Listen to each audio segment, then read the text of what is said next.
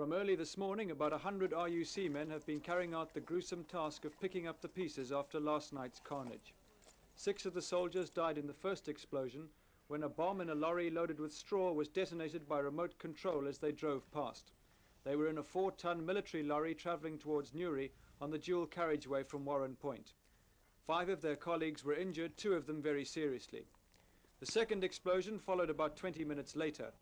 This time the bomb had been hidden in a gate lodge opposite Narrowwater Castle, a couple of 100 yards down the road. The building, a solid granite structure, was completely destroyed, leaving only a crater by the roadside.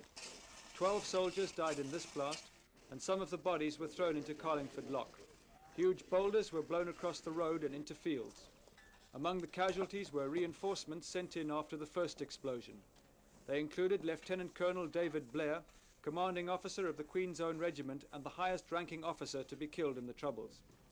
2 Land Rovers were wrecked in the blast, and a helicopter which had arrived to take the wounded to hospital was damaged, but it managed to take off.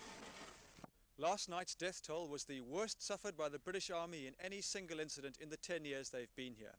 The 18 deaths make yesterday the worst single day of violence in the north since the present wave of Troubles began. That toll doesn't include the 29-year-old Englishman found shot dead across the narrow stretch of water in the Republic.